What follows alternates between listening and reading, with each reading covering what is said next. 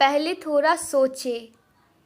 एक युवक ने शादी से कुछ साल बाद पिता से कहा कि वह विदेश जाकर व्यापार करना चाहता है। पिता ने उसको मजदूरी दे दी। युवक अपने माँ बाप और गर्भवती पत्नी को छोड़कर व्यापार करने विदेश चल गया। उसने विदेश में कड़ी मेहनत की और धन कमाया। वह बहुत अमीर सेठ बन गया। लगभग 15 वर्ष धन कमाने में बीत गए तो उसे वापस घर लौटने की इच्छा हुई। पत्नी को पत्र लिखकर उसने आने की सूचना दी और जहाज में बैठ गया। वह कुछ दिनों बाद अपने नगर पहुंचा। नगर के एक चौराहे पर ही उसने देखा कि वह व्यक्ति एक बोर्ड के साथ खड़ा था। उस बोर्ड पर उसने लिख रखा था, बेशक कीमती ज्ञान के सूत्र। उसने उस व्यक्ति के पास जाकर पता किया तो उसने बताया कि मैं बेशक कीमती ज्ञान के सूत्र बेच रहा हूँ। तो वो बोला, ठीक है, एक सूत्र मुझे भी दे दो। वह आदमी बोला, मेरे हर ज्ञान सूत्र की कीमत 100 स्वर्ण मुद्राएं हैं।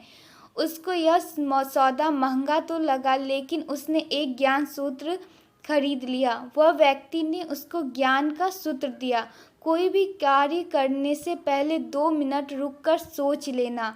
उसने वह सूत्र अपनी डायरी में लिख लिया। उसको घर पहुंचते पहुंचते रात हो गई। उसने सोचा, इतने वर्षों बाद लौटा हूँ तो क्यों न सीधे पत्नी के पास पहुंचकर उससे सरप्राइज़ दूँ। घर के चौकीदार को इशारों से अंदर कुछ भी कहने से मना कर दिया। सीधे पत्नी के कमरे में पहुंच गया। वहां का नजारा देखकर वह चौंक गया। उसने देखा कि उसकी पत्नी के साथ एक युवक सोया हुआ है।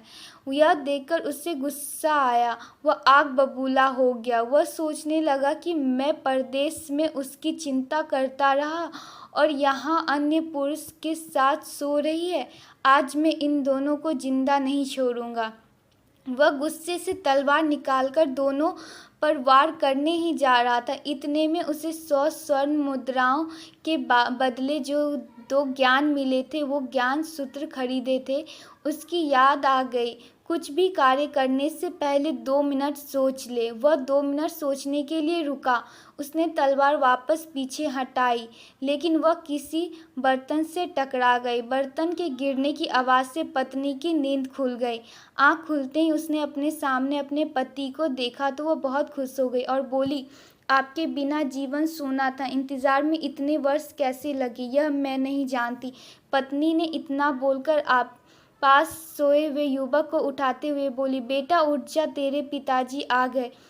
युवक उठकर जैसे ही पिता को प्रणाम करने झुका तो माथे की पगड़ी उसके पैरों पर गिर गई।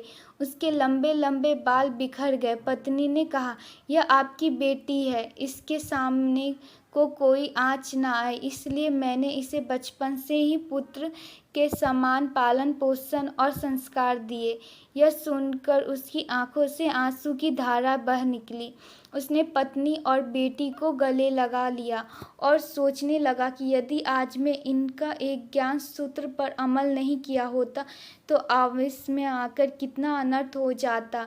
मेरे हाथों से मेरे ही निर्दोष परिवार खत्म हो जाती। सीख, जल्दबाजी में आकर कोई निर्णय ना ले, क्योंकि ये जब हम आवेश में होते हैं तो हमें अच्छे बुरे का ख्याल नहीं रहता। इसलिए गुस्सा होने की स्थिति में कोई भी निर्णय ना ले। कुछ देर रुके और दिमाग ठंडा होने दे और फिर सोचे कि क्या करना सही है या गलत।